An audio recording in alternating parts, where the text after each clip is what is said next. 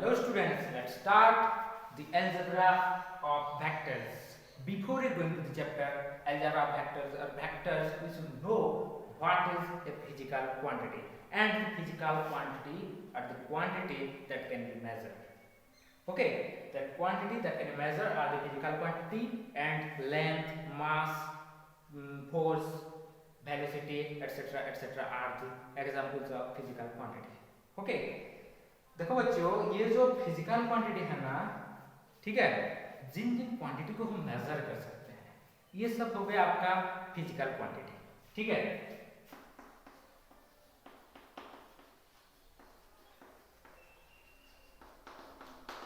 ये जो physical quantity हो गया आपका, ये देखो, ये चौक का हम लेंथ मेजर कर सकते हैं, इसका सरफेस एरिया मेजर कर सकते हैं, इसका वॉल्यूम हम निकाल सकते हैं. ये सब हो गया आपका फिजिकल क्वांटिटी. देखो, ये आपका लेंथ, ये एरिया हो गया, वॉल्यूम हो गया, ठीक है, और टेम्परेचर भी ले सकते हैं. ठीक है, टेम्परेचर हो गया, टाइम हो गया, फोर्स हो गया, वेलोसिटी हो गया, स्पीड हो गया. ये सब हो गया आपका फिजिकल क्वांटिटी.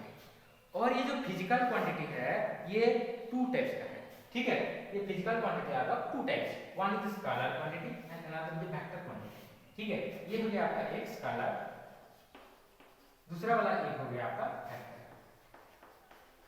ठीक है, ये जो फिजिकल क्वांटिटी है ये आपका टू टाइप्स में आता है, एक तो है स्केलर क्वांटिटी एंड दूसरा वाला हो गया आपका वेक्टर क्वांटिटी. ये स्केलर क्वांटिटी जो है, जिनका पास मैग्नीट्यूड होता है उनका डायरेक्शन के साथ कुछ लेना देना नहीं होता, इन सभी क्वांटिटी को हम बोलते हैं स्केलर क्वांटिटी.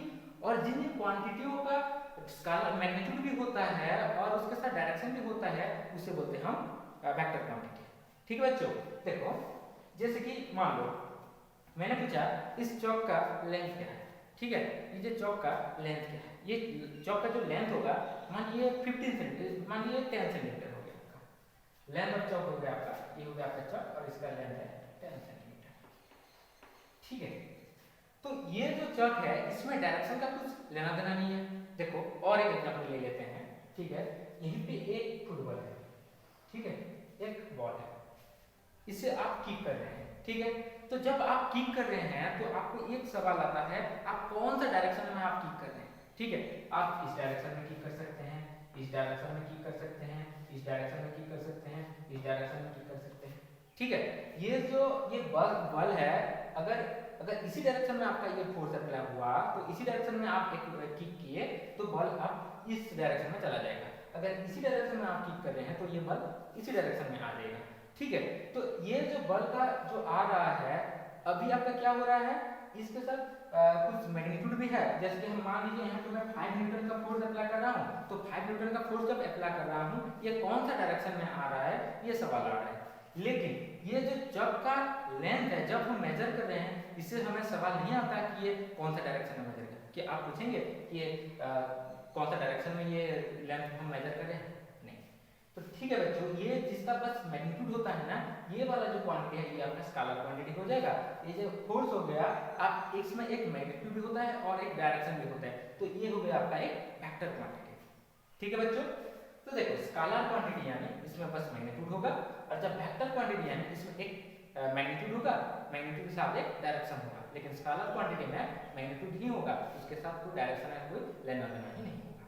ठीक है, तो कुछ एग्जांपल हम डिस्कशन कर लेते हैं. यहाँ पे जितने भी एग्जांपल्स लिखे हैं, जो फिजिकल क्वांटिटी लिखे हैं, इन देखते हैं कि ये एक स्केलर क्या है, कौन सा स्केलर है और कौन सा वेक्टर है. ये जो लेंथ है ये एक स्केलर है. ठीक है, एक स्केलर है. आप पहले भी पढ़ चुके हैं, फिजिक्स में 11th के फिजिक्स में हम पढ़ चुके हैं कि स्केलर वेक्टर के बारे में, फिजिकल क्वांटिटी के बारे में हम वहीं पे आप डिटेल में पढ़ चुके हैं. लेकिन हम यहाँ पे कुछ थोड़ी बहुत जानकारी ले रहे हैं, क्योंकि आगे जब हम पढ़ेंगे आपको आसान होगा. ठीक है, ये जो एरिया है, ये एरिया भी हो गया आपका एक स्केलर. ठीक है, ये वॉल्यूम भी एक स्केलर है, टेम्परेचर भी एक स्केलर है, टाइम भी स्केलर है. ठीक है, फोर्स जो है बच्चों, ये है आपका एक वेक्टर है.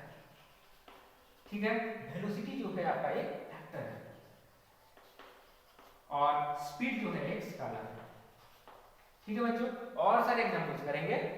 ठीक है, तो इस एग्जांपल से हम समझ रहे हैं कि कौन कौन चीजों को, कौन क्वांटिटी को हम स्केलर बोलेंगे और किन किन क्वांटिटी को हम वेक्टर बोलेंगे। ठीक है बच्चों, तो स्केलर क्या है, जिन क्वांटिटी का बस मैग्नीट्यूड होता है उनको स्केलर हो गया, और जिनके मैग्नीट्यूड के साथ डायरेक्शन कुछ होता है उसे हम बोलते हैं बच्चों वेक्टर क्वांटिटी। ठीक है बच्चों, अभी आते हैं स्केलर और वेक्टर की डेफिनेशन। ठीक है, those quantities which are only magnitude and which are not related to any fixed direction in space are called the scalar quantity। ठीक है बच्चों, जिन अभी हम डिस्कशन कर रहे थे, जिन जिन क्वांटिटी का बस मैग्नीट्यूड होता है उनका डायरेक्शन के साथ कोई लेना देना नहीं होता है, उन सब क्वांटिटी हो गया आपका स्केलर क्वांटिटी। इनमें क्या क्या आएगा बच्चों, एग्जांपल्स में आएगा उसका आपका आएगा लेंथ, ठीक है, मास, टेम्परेचर, टाइम, वॉल्यूम, एरिया, ठीक है, चार्ज, ये सब आ गया आपका स्केलर क्वांटिटी का example.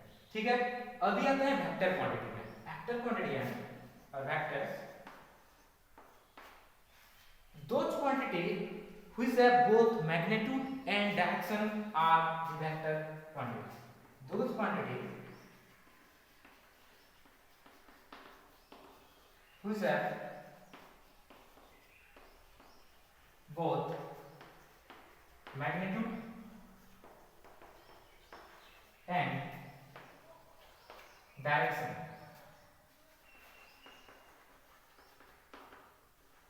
are called the vectors और वेक्टर्स क्वांटिटी। ठीक है बच्चों, जिन जिन क्वांटिटी का बहुत मैग्नीट्यूड है और डायरेक्शन दोनों है उनसे बोलेंगे हम वेक्टर क्वांटिटी। इसका एग्जांपल में आपका आएगा डिस्प्लेसमेंट,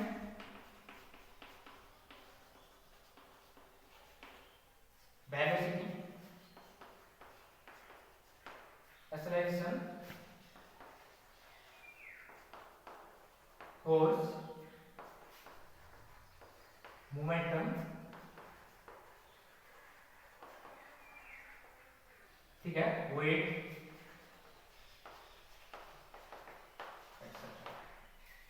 ये हो गया बच्चों आपका वेक्टर क्वांटिटी का डेफिनेशन और कुछ एग्जांपल्स। ठीक है बच्चों, अभी आते हैं रिप्रेजेंटेशन ऑफ वेक्टर। तो वेक्टर को कैसे रिप्रेजेंट करते हैं, ठीक है, रिप्रेजेंटेशन ऑफ वेक्टर।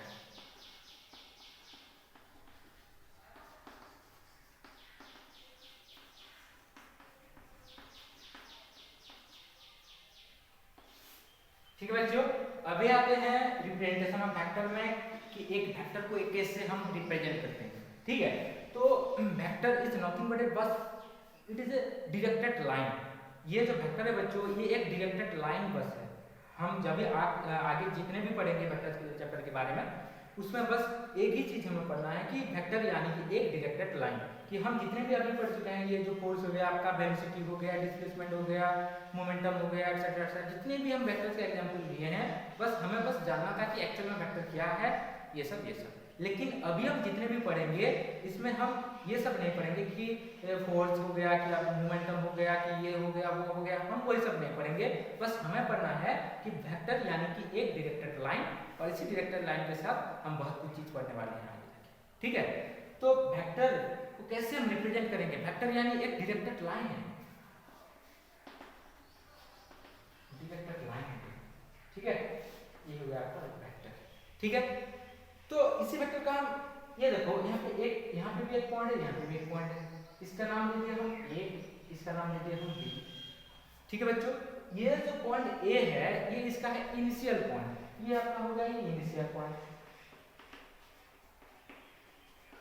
ठीक है, और ये पॉइंट बी है ना बच्चों, ये हो गया आपका टर्मिनल पॉइंट।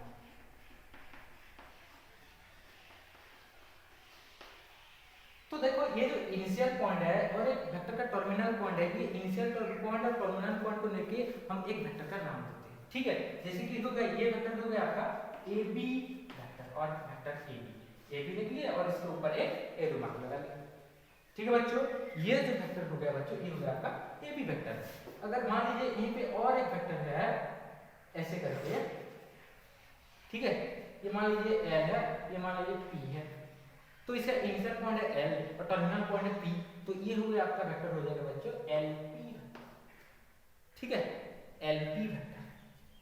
मान लीजिए ये भी एक वेक्टर है, ये हो गया आपका क्यू, ये हो गया आपका पी, ऐसे करके, तो इसका इनिशियल पॉइंट है क्यू और टर्मिनल पॉइंट है पी, तो ये हो जाएगा बच्चों क्यू पी।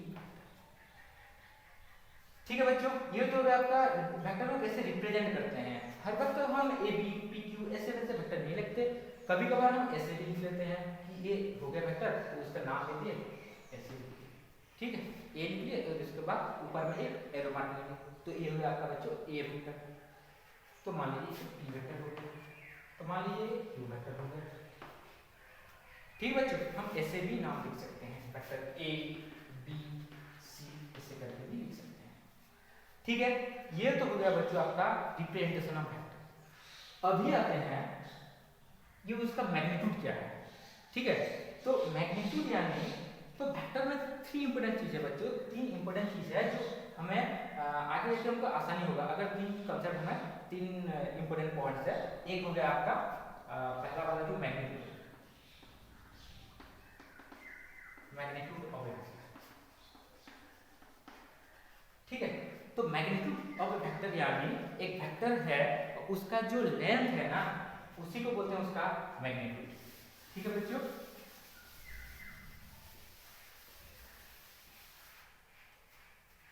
मान लीजिए ये एक वेक्टर है, ठीक है, और ये इसका इनिशियल पॉइंट है पी और टर्मिनल पॉइंट है क्यू, ठीक है। तो ये हो गया आपका पी क्यू वेक्टर, और ये पी क्यू वेक्टर का जो मैग्नीट्यूड है बच्चों, उससे हम डिनोट करते हैं ऐसे करके, पी क्यू वेक्टर लिख लिए और एक मॉड्यूलस वाला साइन लगा लिया, ठीक है। ये जो पी क्यू वेक्टर लिख लिए और उसके मॉड्यूलस साइन लगा लिए, तो ये हो गया आपका मैग्नीट्यूड। मैग्नीट्यूड यानी उसका जो लेंथ है, पी क्यू वेक्टर का लेंथ कितना होगा पी और क्यू के बीच, ये हो गया आपका मैग्नीट्यूड। पी क्यू वेक्टर यानी ये हो गया आपका magnitude of P Q, magnitude of P Q,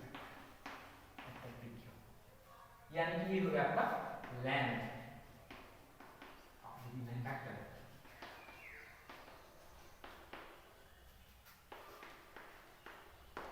ठीक है बच्चों, इससे हम कैसे डिनोट करते हैं, एक मॉड्यूलस वाला साइन लगा लेते हैं। अगर कोई वेक्टर है ए वेक्टर और बी वेक्टर है, तो उसका मैग्नीट्यूड हम कैसे लिखते हैं, इससे हम एक इसमें भी एक मॉड्यूलस वाला साइन यूज कर लिए, तो ये हो गया आपका मॉड्यूलस ऑफ वेक्टर ए, और इससे हम ऐसे भी लिखते हैं, अगर एरो मार्क हटा दिए तो ये हो गया आपका मैग्नीट्यूड ऑफ ए। अगर इसको कैसे लिखेंगे, बस बी लिखेंगे, ये हो गया आपका मैग्नीट्यूड ऑफ बी। तो ये हो गया बच्चों आपका मैग्नीट्यूड यानी तो लेंथ होता है, ठीक है। उसके बाद जो आता है बहुत इंपॉर्टेंट चीज है, ये आपको जानना बहुत जरूरी है, ठीक है, ये आपके लिए बहुत इंपॉर्टेंट है, ठीक है। सपोर्ट, ठीक है, एक तो है तो सपोर्ट यानी कोई वेक्टर है, मान लीजिए पीक्यू वेक्टर हो गया, तो ये जो पीक्यू वेक्टर है यहाँ पे एक इनफाइनाइट लाइन है, और ये इनफाइनाइट लाइन के बीच में ये जो पीक्यू वेक्टर है, ठीक है, ये जो इनफाइनाइट लाइन है उसके ऊपर वैल्यू वेक्टर है पीक्यू वेक्टर है, ठीक है। तो ये जो लाइन हो गया आपका इनफाइनाइट लाइन जो हो गया, जो पीक्यू वेक्टर इसके ऊपर है, ये जो इनफाइनाइट लाइन है उसका जो सपोर्ट है, पीक्यू का सपोर्ट क्या होगा बच्चों, ये जो इनफाइनाइट लाइन है, ठीक है। अगर मान लीजिए यहाँ पे एक इनफाइनाइट लाइन है और यहाँ पे एक वेक्टर है एल एम, तो ये जो एल एम वेक्टर का सपोर्ट होगा, ये हो गया आपका एल एम वेक्टर का सपोर्ट, ठीक है बच्चों। और तीसरी बात जो है उसका डायरेक्शन के ऊपर आते हैं, ठीक है, उसका डायरेक्शन के ऊपर सेंस भी बोलते हैं, ठीक है। मान लीजिए ये जो वेक्टर है ए बी वेक्टर, ये हो गया आपका ए बी वेक्टर, ठीक है। ये इनिशियल और टर्मिनल पॉइंट को हम चेंज कर लिए, जो इनिशियल था वो उसे टर्मिनल कर लिए और जो टर्मिनल था उसे इनिशियल कर दिए। तो ये जो वेक्टर है मान लीजिए ये हो गया, मान लीजिए ये है आपका बी ए वेक्टर, सॉरी ये हो गया बी, सॉरी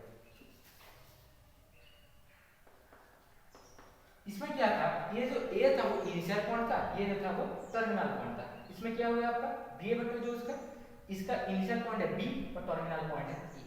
तो इन दोनों वेक्टर में क्या रिलेशन है? अगर दोनों का देखो दोनों का मैग्नीट्यूड जो है सेम है लेकिन दोनों का डायरेक्शन अलग है, तो हम उसे लिखेंगे तो A B vector is equals to minus time B A vector. ठीक है बच्चों, इसे लिखेंगे A B vector is equals to minus time B A vector. ठीक है बच्चों, अगर ये है आपका ए बी वेक्टर तो बी ए वेक्टर क्या होगा बच्चों? बी ए वेक्टर ये होगा।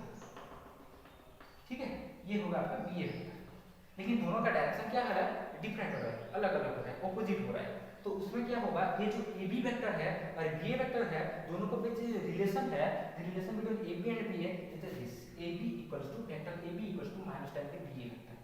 ठीक है बच्चों, ये हो गया आपका रिप्रेजेंटेशन ऑफ वेक्टर एंड कुछ नोट्स इनके बारे में। ठीक है, अभी आते हैं उसके बाद कुछ डेफिनेशन के बारे में जानते हैं, कुछ वेक्टर में कुछ इंपॉर्टेंट डेफिनेशन क्या क्या है उसके बारे में, और उसके बाद कुछ एग्जांपल्स ले लेते हैं। ठीक है बच्चों,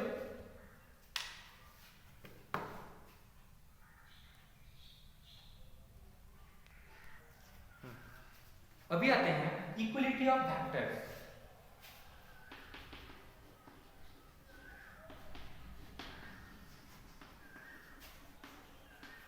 ठीक है बच्चों, अभी आते हैं इक्वलिटी ऑफ वेक्टर्स। कब बोलेंगे कि दो वेक्टर्स इक्वल है? ठीक है, अगर मान लीजिए दो वेक्टर, एक वेक्टर है ए और एक वेक्टर है बी, तो दोनों को कब जाके बोलेंगे कि दोनों वेक्टर इक्वल है?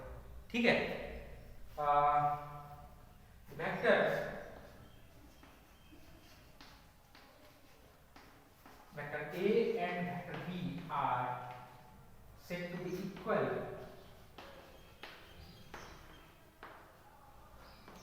if they have satisfied the following condition।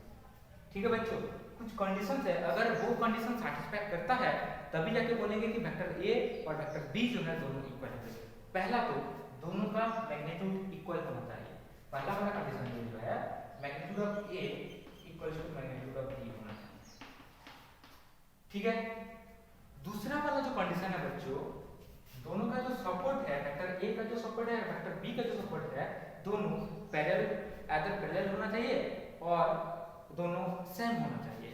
दोनों ये जो मान लीजिए एक वेक्टर है और ये वेक्टर है, दोनों का जो पैरेलल है ये हो गया आपका वेक्टर ए, ये है वेक्टर बी। दोनों का क्या है? दोनों का जो सपोर्ट है दोनों का पैरेलल है। ठीक है, अगर ये दोनों का सपोर्ट पैरेलल होना चाहिए और एक भी होना चाहिए। ठीक है, यहाँ पर मान लीजिए ये वेक्टर हो सकता है, मान लीजिए यहाँ पे भी ये वेक्टर हो सकता है, तभी जाके हम बोल सकते हैं कि दोनों वेक्टर इक्वल हो सकता है। ठीक है, दोनों का जो सपोर्ट है दोनों पैरेलल होना चाहिए, खुद है पैरेलल सपोर्ट, सेम और पैरेलल सपोर्ट।